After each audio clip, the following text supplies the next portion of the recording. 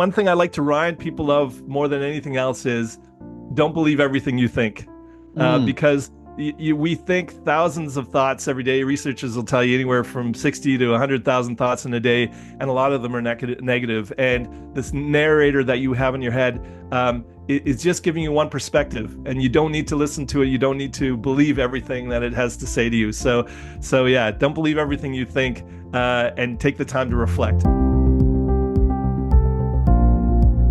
Now, those are some powerful words, aren't they? Words of wisdom from Peter Teuscher, today's guest on this, episode 110 of Toward a Better Life.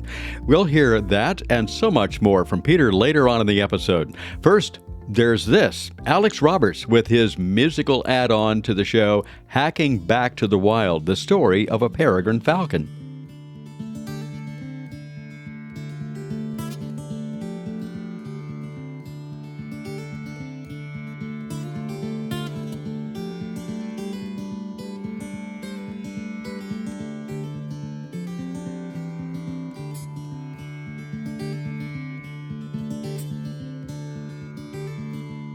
I flew for the man for to win him the war, over the silly isles from Cornwall shore, faster than anything under the sun, and I'm armed more with courage than with my claws.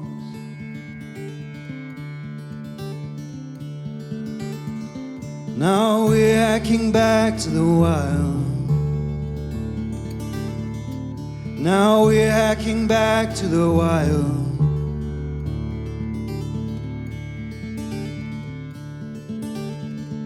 For thousands of years I took flight from his hand. I filled his belly and watched on his land. And the sky's the limit where I am king. There ain't nothing more noble than me on the wing. There ain't nothing more noble than me on the wing. Now we're hacking back to the wild. We're hacking back to the wild. Now we're hacking back to the wild.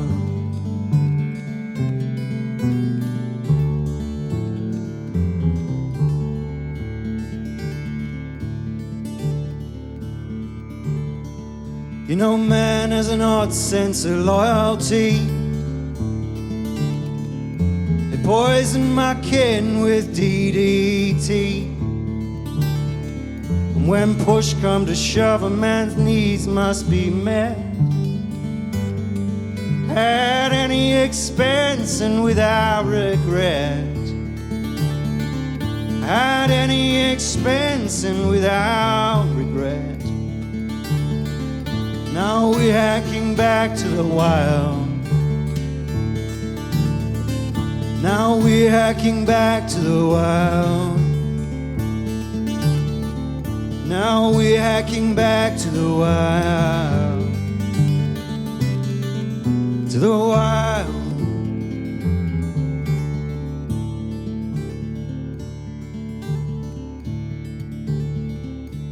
Just at the brink I was shown charity. Free passage and hunting was granted to me.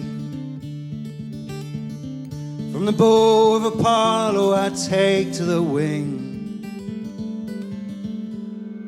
And I wander the sky and I let my heart sing.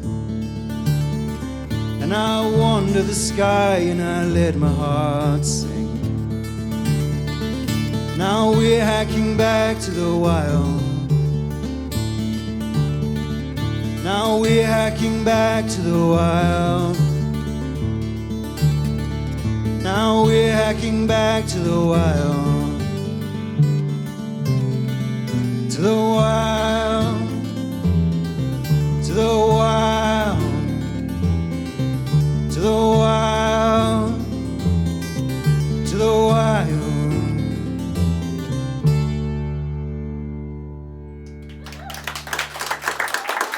Thank you very much.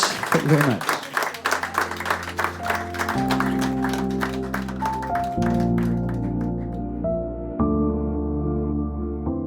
This is Kevin Pennell, and that was Alex Roberts with Hacking Back to the Wild from his 2021 Alex Roberts Live album, used with his permission. You can find that and other great music from Alex on his website, alexrobertsmusic.com. There's a link in the show notes, too, for that. Toward a Better Life podcast, like always, features like-minded people sharing their stories, ideas, and activities on what we can do to generate a better life, individually and collectively. And you can also share your music, your prose, your poetry, be a part of the show, and just send the information to me, Kevin at towardabetterlife.com, and we'll go further with that.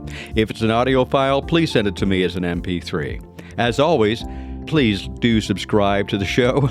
Keep following for magical insights into earth-based spirituality, self-development, and self-care. Also, remember to support the show by leaving your review on Apple Podcast. I'm so excited, by the way, to offer listeners a free discovery call to help you discover your passion and your path toward your own better life. Just drop me a note, Kevin at towardabetterlife.com for the details. Be sure to visit the website, towardabetterlife.com, too, for further offerings, including an opportunity to join me and others for an exciting weekend in Maine, where we'll be exploring ancestral healing and becoming the hollow bone in April. For information, just visit the events page on my website. I want to welcome Peter Teuscher to Toward a Better Life, as Peter is a very seasoned business and life coach whose book, Rethinking Happiness, delves into the complexities of happiness and offers a refreshing perspective on how individuals can achieve it on their own terms. His approach aligns with the goals to go beyond superficial checklists and embrace deeper, more meaningful changes that foster genuine mental health and well-being. Sit back and rethink happiness as Peter encourages us with, "Don't believe everything you think." Hi, Peter, and welcome to the program today on Toward a Better Life. You're from Germany. How's life over there today? Life's fantastic. I'm in a good mood, got the family together, so I'm doing really well. So everybody, Peter is, he's a life coach, and that tends to be kind of a pigeonholed term these days. And yet, if you look over his website, you're going to find out he's into a lot more than that. And I'm not discounting the importance of life coaching by any means, but it's one thing to do what I would term as a cookie cutter approach to anything in life versus an organic form where you really see what's going on with each and every individual. The thing that you would see, and I'll tell you, everyone, right up front, if you go to the website. Okay, so it's going to be peterteuscher.com, which is peterteuscher.com. And you'll notice some words right up there in the front as soon as you get into his site. It says, gain clarity, create change, and live authentically. And those are so important, particularly in a today that we have. So let's start off with just looking at some of those, Peter, and telling us about maybe one at a time, gain some clarity. How do we want to do that? How do we mean that?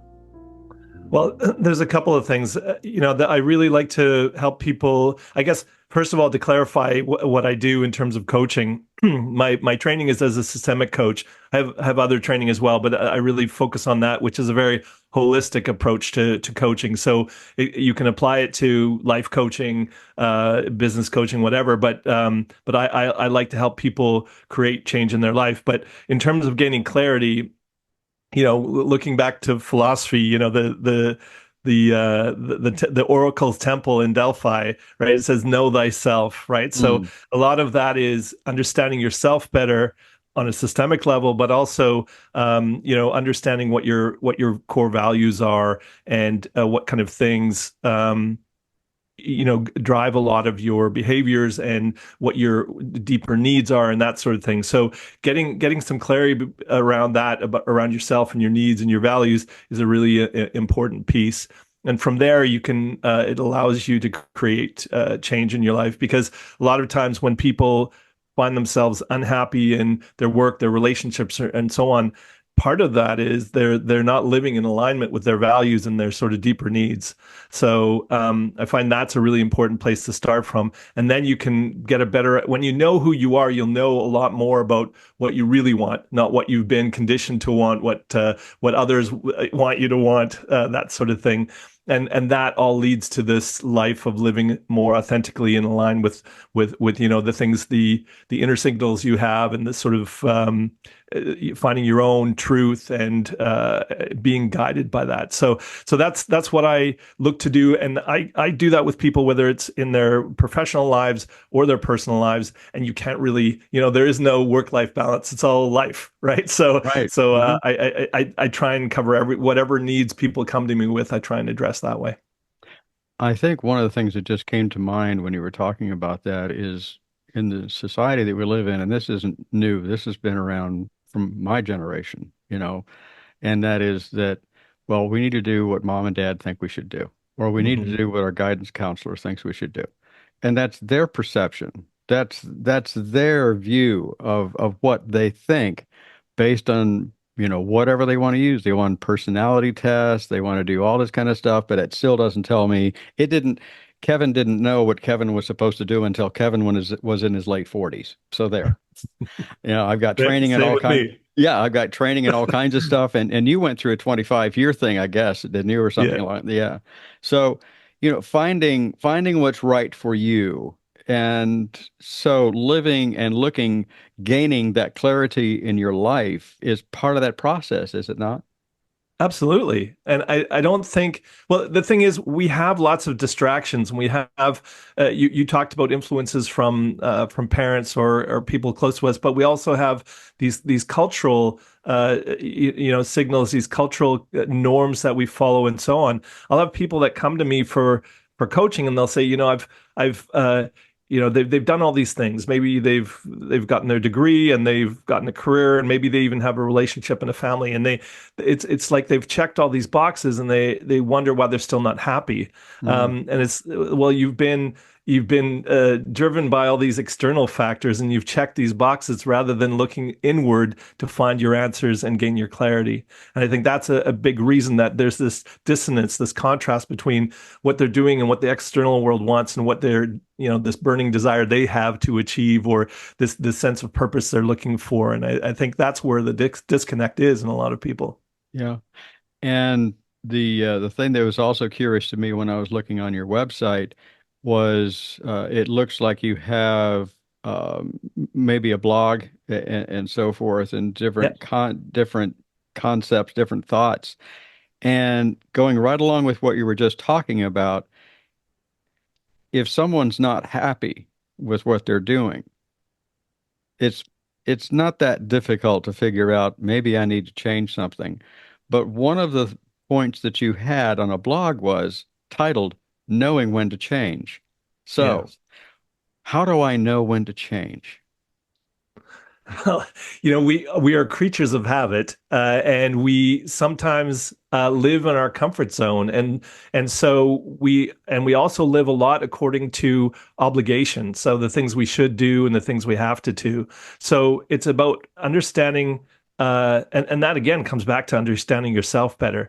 So you can be in a relationship, and you've invested so much time, or but the thing is, if you're not able to live the authentic version of you, if you're always trying to adjust to the needs and wants of other people, it may be time for change.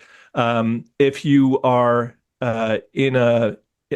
working in a job that doesn't really fulfill you, but only just gives you the paycheck, then it may be time for a change.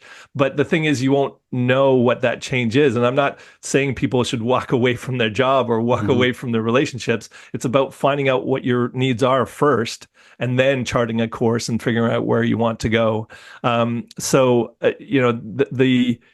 We sometimes push ourselves to the limit, but we kind of get accustomed to or used to these kind of situations that we're in, and over a long period of time, it becomes part of our identity. So even our unhappiness and our discontent in life become part of this this normal way that we feel and go through life. And so I think it's really important to remind yourself what your values are and what you really want. And sometimes we've given up things long ago that were really important to us, but we did it for other people. And before we get to that point where we get into these, we've put a lot of time into being someone we don't really want to be, or we where we start to feel stuck. But before we get to those positions where we're pushed beyond our limits, where we feel a burnout, those are the times when we need to recognize maybe it's time for a change. And a lot of times you will, your psyche will tell you, your unconscious will tell you, and that's why I try and point out to people that your feelings are communication. The same way as when you stub your toe and you get that pain, that's your body telling you that something's gone wrong here. And the same way when you feel emotional pain, and this is coming from someone who experienced depression for a long time in my life, until I finally listened, to the inner signals and made some changes and got some help. So I think listening to those inner signals that remind us that, something's off here, we need to reevaluate and we need to reflect, and then we can take action and make changes from there. Yeah, and you just touched on a little bit of background for Peter, and you got into this journey, and you've been doing it for a while. But what led you into being a coach? What's your story? Well, yeah, with like a lot of things, it's this confluence of events, I guess, that kind of came together. I've been in my own personal development journey for over 25 years now, and it was not until I kind of hit a real low point in, I didn't even know what depression was. I didn't know really anything about mental health. I had a very skewed, idea of what it meant to have mental health issues. But when I finally realized that what I was experiencing was depression, I went to get some therapy and so on. And that really helped me change. I think the most fundamental thing that I learned from that is that by changing my beliefs, my habitual ways of thinking, I could change my life, from my behaviors, the strategies I applied, and so on.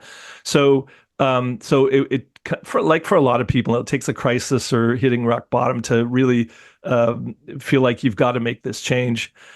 So that was in my early 30s, and I started to read a lot of personal development. I got some therapy. I started doing yoga. I had one of my therapists recommend a meditation teacher, so I started to learn to meditate. So it was all these different things that I was experiencing, and I was having all these positive changes from it.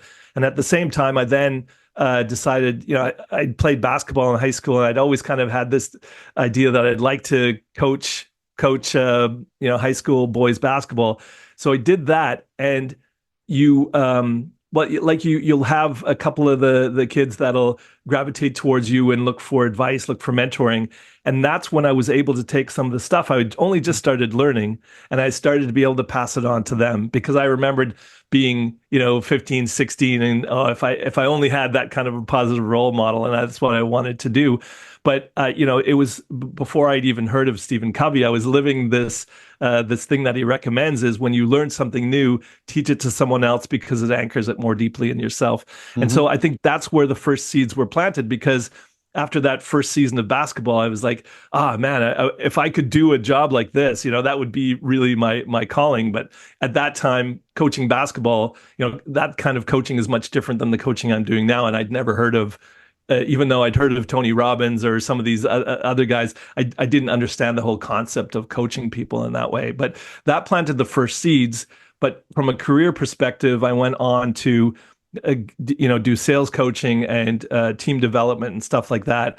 So I went at it from the corporate world too, and all the pieces got put together so that once I finished my even when I first did my coaching certification, I was trying to be a better manager in the corporate world, and until and then on the side I would coach people, do the life coaching until that kind of just evolved and grew more. So yeah, it was a continuous journey of learning myself and then passing that learning on, and then recognizing that the best way to help people is to ask them these questions to find the answers within themselves. And that's kind of the long-winded way of how I got to coaching. Well, it's good to know, and it's probably something that help people understand that a coach is usually someone that's been my experience so far, and the folks that I've talked with over the years, that something put them in that place. Yeah. And it's a life experience kind of a thing. And that second little phrase that you had at the first part of your website, create change. I think this is just me, and you tell us what you think, but to me, sometimes we look for that, I'm so unhappy, or I'm just not feeling I'm fulfilled enough, or whatever the adjective is or the description we want to give for our current situation. But sometimes we need to create that change. It's not something that's just going to come down the pike to us and moment. Although that can happen, but Yeah. sometimes you need to go through a process, and sometimes you need to do that creation, right? Absolutely. You can be forced into change by this because you lead yourself into a situation where the circumstances force you to change. But if you want to pursue your own vision of life, if you want to create a life that is in alignment with what your hopes and desires are, then you need to do that from within. Because first you need to make the changes within yourself. Anytime someone comes to me and they have a goal that they want to achieve, we look at what kind of behaviors do you need to develop in order to, if you want to run a marathon, there are certain practices, certain behaviors that you'll need to develop to be successful at that. And the same is true for life. And so, I love how Wayne Dyer used to say, we're looking for external solutions for internal problems. And a lot of times the things that are keeping us from the life we're trying to create are the sort of internal roadblocks and resistance we've created for ourselves. And so first is creating that change within yourself to create that change in your life externally. And that's the sequence of events. It's not if I create this world around me that I'm happy with, then I'll be happy internally. It's first make those changes inwardly, and then you'll find the way to create the change you want externally. And that's where the scary part is, isn't it? Yeah. Inside. Yeah. People are afraid of looking within, Some Mhm. people are.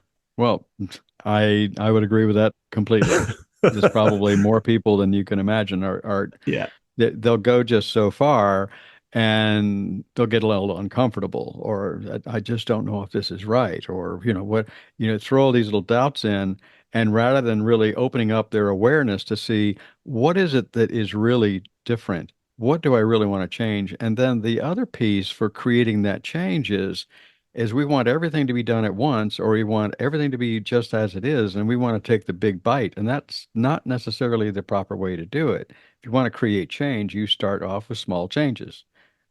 Yeah, well, that's the only way to make lasting change, in my view. If you, and the thing is, you will get the big results over time. It's an evolution rather than the revolution, because I find these people who make these massive changes, they will end up going back to old comfort zones, old ways of behavior.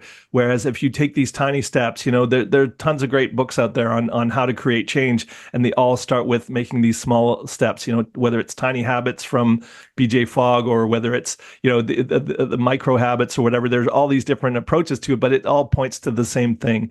When we make these small changes in habit, it ends up creating big results over time, and that's such an important thing to remember and reflect on, because we want instant. We get so impatient. We want these instant results from what we're trying to do, and instead of just accepting that it's a process, and the more of these habits that I integrate, the more assured I will be of the result that I want down the road.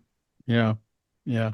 And creating that change also, I can see where that dovetails into living authentically, doesn't it?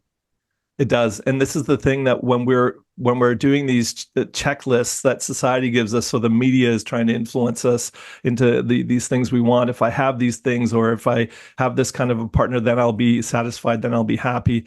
The answers that are within you. And that's why I love the coaching process, because I'm not a consultant. I don't give anyone answers. I help people uncover their own answers. And so a lot of times it's a process of asking people the questions they're not comfortable asking themselves, or they haven't thought to ask themselves. So helping people reflect on it and find and uncover those truths that are within them. And that comes to, the questions of identity and, all these things that are below the surface. It's not the intellectual stuff that we rationalize. It's the stuff that's below the surface. These values, needs, experiences, biases, all these things that we have that keep us away from what we really want. And until you investigate that further and know thyself, that's when you'll start to create the kind of change that you really want in life.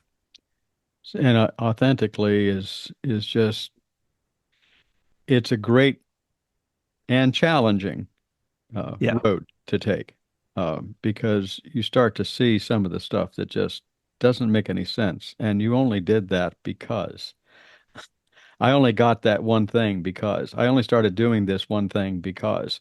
And it could be stuff like social accountability, for an example, is I'm only doing this because it's what it's expected of me to do.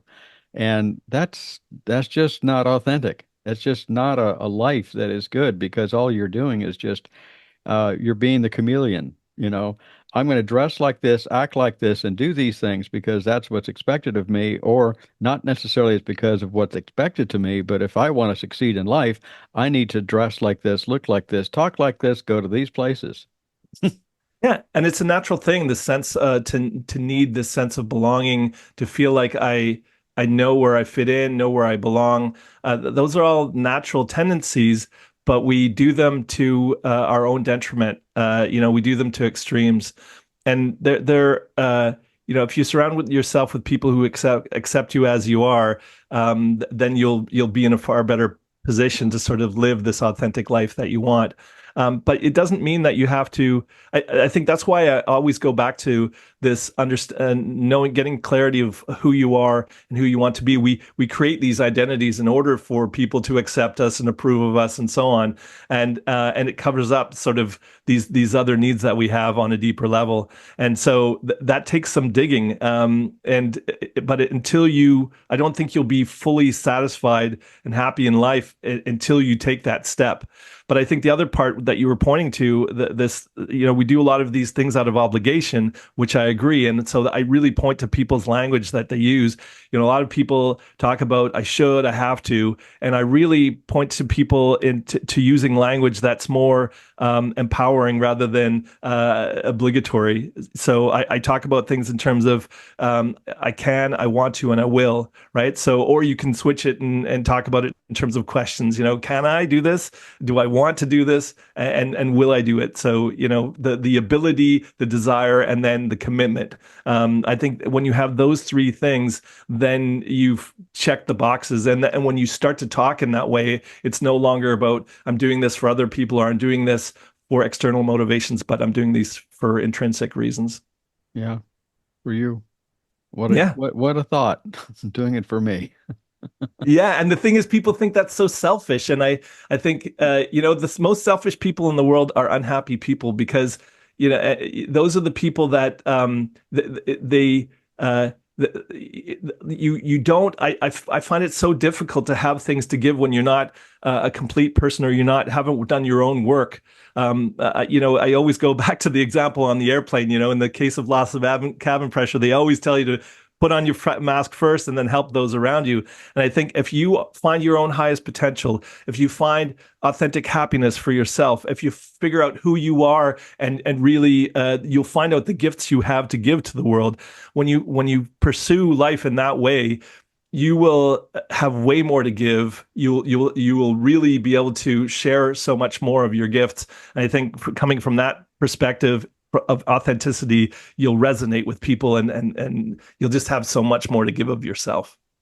Do we tend to put conditions on ourselves? And what I mean by that, when we're doing some of this process work, the condition of if I had, if I get, if I could. Now I'm thinking about, if I got more money, if I got a better house, if I get, if I have the time, if I could do this, then I would do that. I mean, those are all conditions, but to me, they're almost like stumbling blocks because it's almost like I'm going to put this, it may be even self-destructive. I'm going to put this in my way because I know I can't do it, and I'll just stay where I am. Yeah, this if then proposition is one that it puts everything in the future, though, so it keeps people waiting for the conditions to be right in order to make change, Hmm. and the conditions will never be right. You have to create the Oh no, conditions for no, change. no. Exactly, and then so then you're no longer taking responsibility for yourself. You want the external world to provide the conditions for you before you're willing to take action, and those things just won't line up. But like I said, my life was this that led me to coaching was all these synchronicities. Once I started taking action, once I Mm. took those first steps, that's when all those other synchronicities happened. It wasn't until I opened my eyes and became more aware and started taking some action and starting to understand myself better that I started to make the choices that led to those synchronicities. And that's such an important message. And that's awareness, you know, Yeah. and how often do we see cases where I'll use the term, a collective term, is all the universe wants to see us do is take a step. Yeah. And then the part that we need to play is be a good detective and be aware of everything that's going to start coming your way. Because once you begin that step, you know, how fast does some of this stuff happen? It can happen pretty fast. It can happen almost like light speed. Other times it may take a while, but if you just stick with it and you walk aware, then you can see this stuff, right? Yeah. One of my coaching mottos is awareness allows change. So Mm. awareness, what's going on internally, but also an awareness of your current state. But just when you reflect and you keep your eyes open and you become aware, that's a huge step. And then from there you can. So the awareness piece is a really important one. And then I've lost my train of thought. Where lead me back into my thinking there because I had another really important piece there that we were just getting to. Okay, just to reiterate, we're talking Yeah, about how it is that I make that decision that I want to make a change, but you're putting it out there as an intention.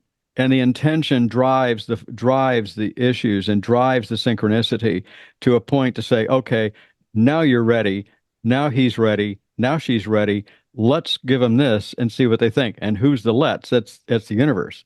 Now thank you you. remember? You're Now, welcome. now you've got me back on track because I was focused in on the awareness, and the awareness allows change, and awareness is an important piece. But I also wanted to talk about. Thank you for bringing me back. I really wanted to talk about curiosity, right? A healthy Mm, curiosity, and yeah. then you're not doing things because you should, or this is the best thing for my career, or this is the best thing for how to make a lot of money. It's I'm pursuing this thing because I'm curious about it. I want to know more. I want to know more Mm. about people. I want to know more. If I tried this, what will happen? And I think that that healthy sense of curiosity will this the universe provides us this playground and this opportunity to create and be creators. And you don't do that by following what everyone else has done. Get curious about what is my potential? How much could I, how far could I push myself to try something new? And if I follow this path, where could it lead? And I find having a degree of curiosity is so important, not only for my own work, because curiosity about people obviously is one of the things that motivated me to do this work, but just where can life take me, right? Rather than how can I, I really, point to people that when we make decisions out of fear, they never lead us to where we really want to go. And so curiosity is this motivation where it's about creating and doing something new, whereas fear tries to keep us stuck in security and not taking any chances and limiting ourselves. I like to equate a lot of stuff about trees. It's just the way I'm wrapped. And I look out at a tree and you think, if you look at the trunk of a tree and then you're going up that trunk and then you see a limb, and from the limb you see other little branches, and from those little branches you see leaves. And Hmm. every one of those things to me is a story of life itself, because I'm always connected. I'm that trunk and I should be connected to the earth. That's Yeah. just me. But as you grow and as you move forward, you may branch off into something, but you're Yeah. still connected to your core. You're still connected to the trunk, and you may even go to another limb. You may go to another leaf, and and all of a sudden you come to the end of it. Then what do? Well, you kind of go back to your core and you start a new branch. Yeah. And life is like that, and life is so beautiful if we just allow it to flourish. It doesn't mean that, I'm going to create this change because I know I need to change because I know I'm not happy. And then you get into that whatever profession, whatever lifestyle, whatever it is that you want, and then you play it out to its nth degree and you realize there's still something missing. So what do I do when I feel pretty good and yet there's still something missing? And that's why I like to bring back the idea, just go back to the trunk, go back to your center. Yeah, being grounded is a super important component of not only knowing yourself, but keeping yourself rooted in that. And I like the metaphor of the branches because it's this going for the light, right? I mean, Yeah. the tree is seeking out the light, and I Hmm. think the light of inspiration or the whatever it is that pulls you towards it, but.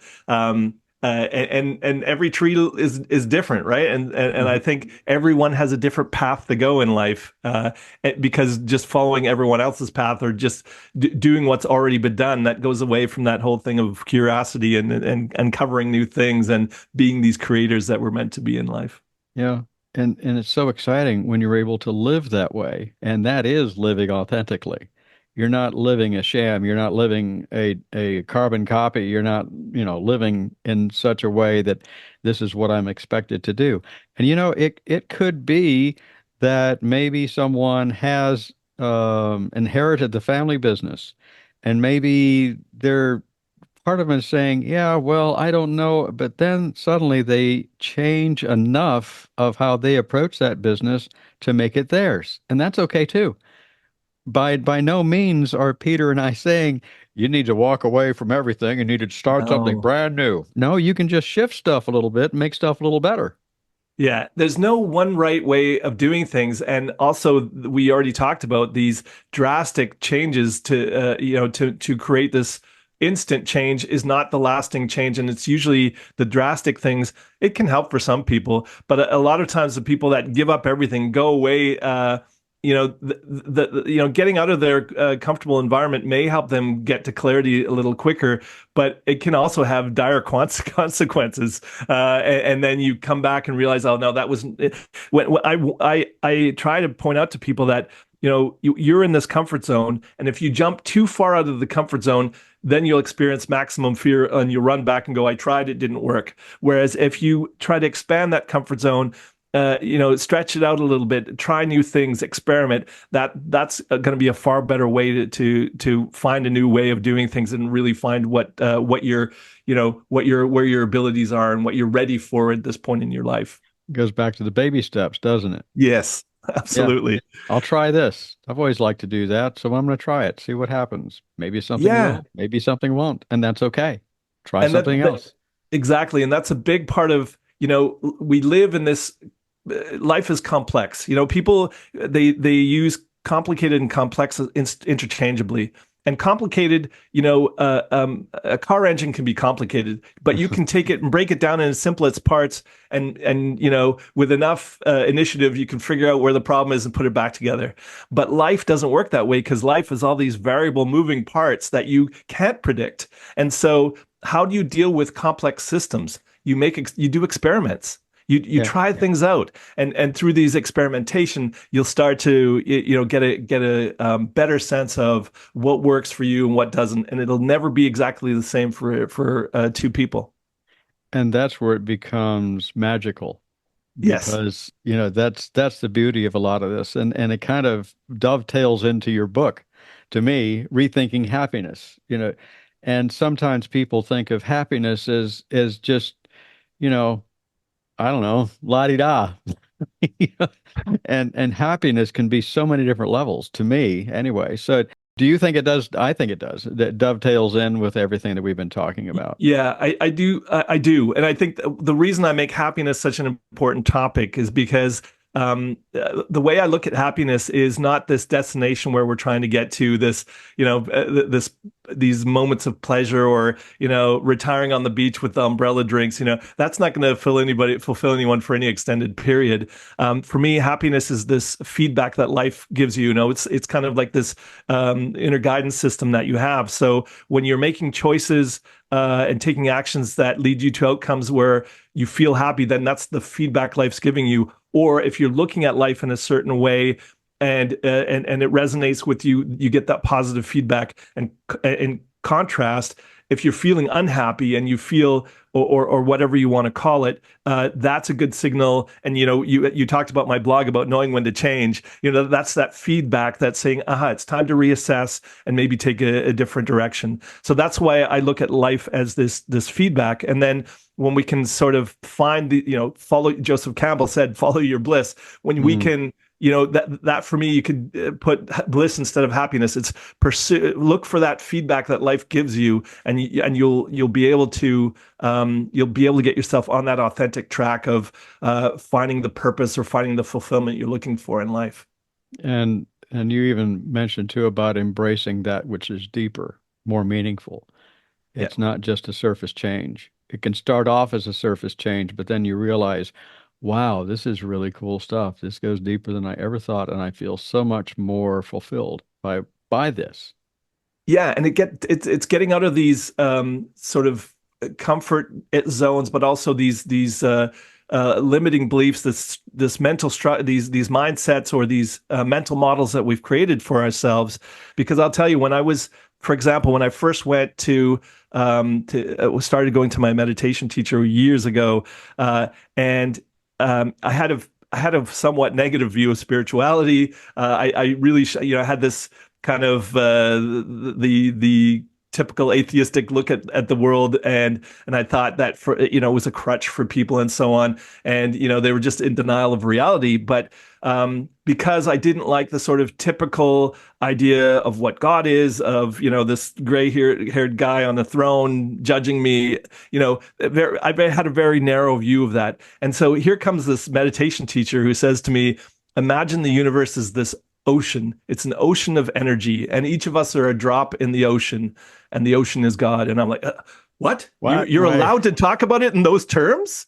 It's possible to see things from that angle, and that's what I encourage people to do. I'm not trying to tell people this is the way it is, this is reality. I'm saying let's look at things from different angles and different perspectives, and then you'll find your truth and your way, through those different perspectives and doing these experiments in life and being curious.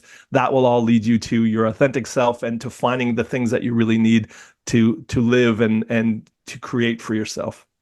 You touched briefly on it, but to me, the avoidance of dogma has Yes. been something that is very freeing. And Yes. again, if you choose dogma, that's okay. But to me, this is just me. This is Kevin, but I find it very restrictive. And it restricts not what I do necessarily, but it restricts my levels of spirituality. And I'm not like, oh, Mr. Spirit here. It's more of how I feel inside myself. I don't feel I need to do that because this is what it tells me to do. And dogma can be debilitating to me, but that's just me. Yeah, and I agree with you. And the thing, a lot of I look at it from a very philosophical perspective in that, I don't want to tell anybody what they should think. And if there's a dogma, if something's dogmatic, but it's supportive to you, there's utility for you. When I talk about people reflecting on their beliefs and reassessing, do these support me? Because people have dogmatic beliefs about life, not just religion, and they make them unhappy, and that gives them such a negative view on life, and they're just so limiting. So the thing is to say, you don't even have to know a lot of beliefs. You can't know if they're true or not true, but you can know if they're useful. Do they support me? Do they support my happiness and success in life? And so when you look at beliefs in terms of utility, but the thing is, a lot of people don't feel they are allowed to or have the authority to question beliefs, but everybody can do that for themselves. Everybody can create a philosophy themselves and make sure that it supports who they want to be, right? I can do that. It was mind-blowing for me when I realized it, let me tell you. Yeah, and it's freeing, isn't it? Yeah, I mean, you have a sense of freedom like you never had before. Yeah. So I'm going to switch a little bit. That you have like I said, you have a really nice website. I took a look at it, and I encourage people to do that again. And it's Peter Teuscher, right? Yeah. I have it right. Good. Okay. You did. Excellent. It's an old Swiss name. If you go to his website, you're going to find, like I said earlier, a lot of really interesting stuff, points of view and so forth. But Peter, do you do one-on-one work with people? Do you do it in groups? Do you do it via on video or Zoom or in person? How do you do your work? Yeah, I do a variety of things. So I definitely, for international clients, I work through this amazing technology we now have to connect each other through video conferencing. I do a lot of that.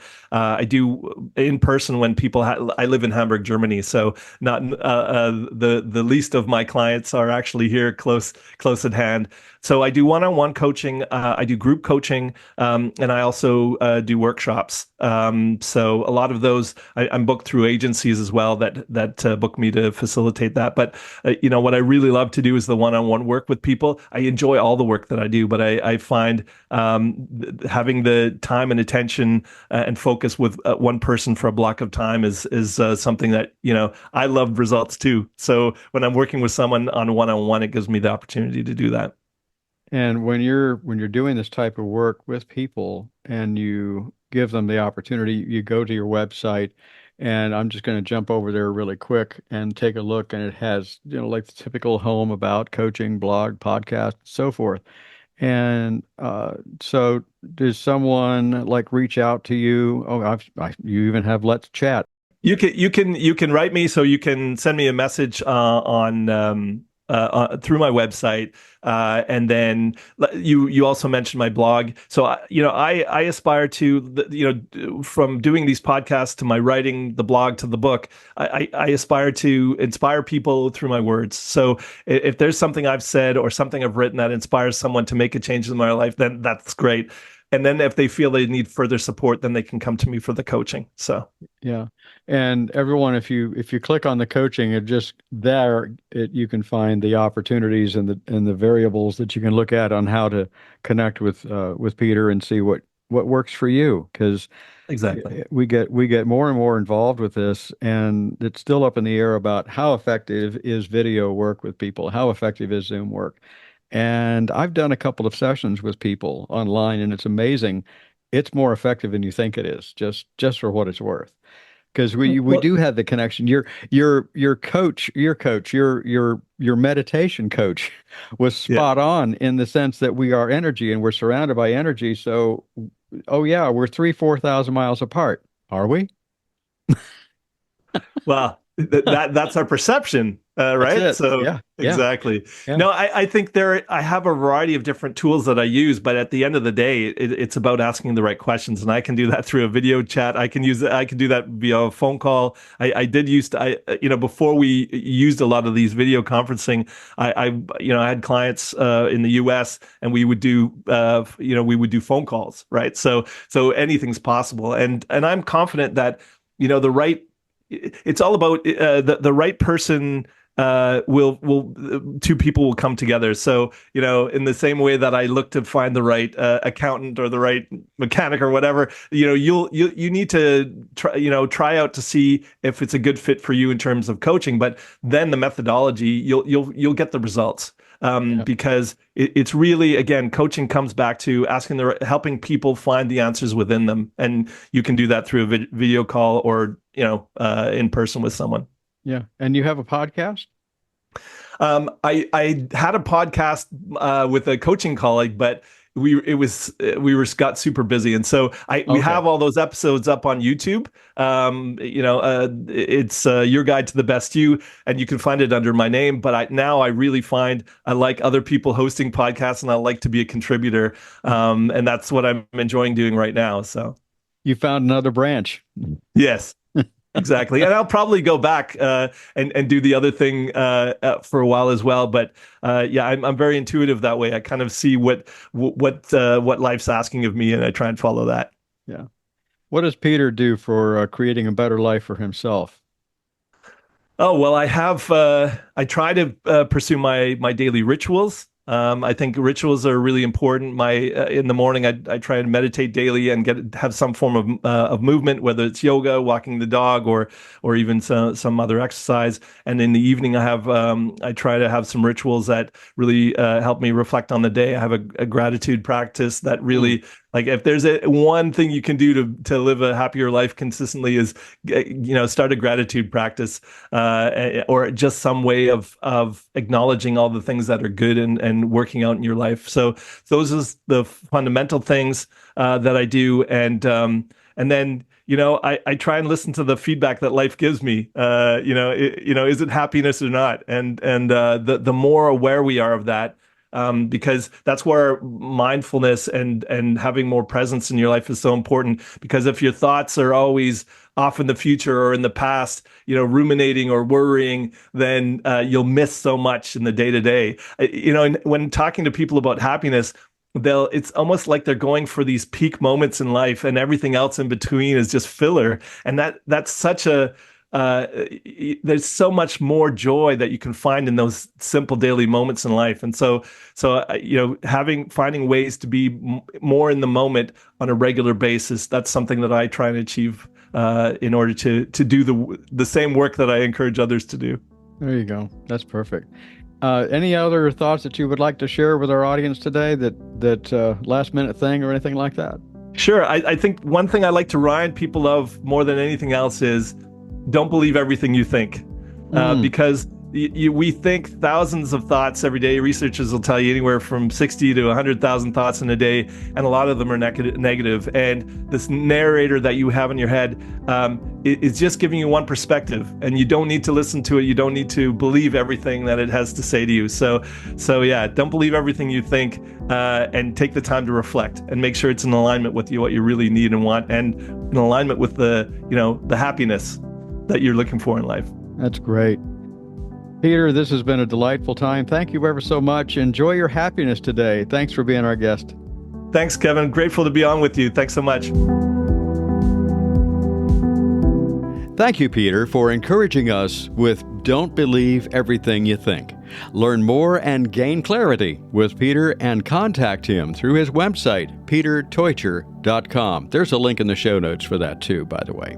If you're seeking insights and advice on how to create a better life for yourself, and if you'd like to dive into self-care, self-development, or distant shamanic work, drop me a note, kevin@towardaBetterLife.com, for a free discovery call. You can also visit my website, towardaBetterLife.com, for past episodes, blog entries, ways to enhance your spiritual journey, a few products along the way to assist you on the journey, and be sure to check out the new events page for details on my upcoming workshop, Ancestral Healing, Becoming the Hollow Bone, this April in Maine.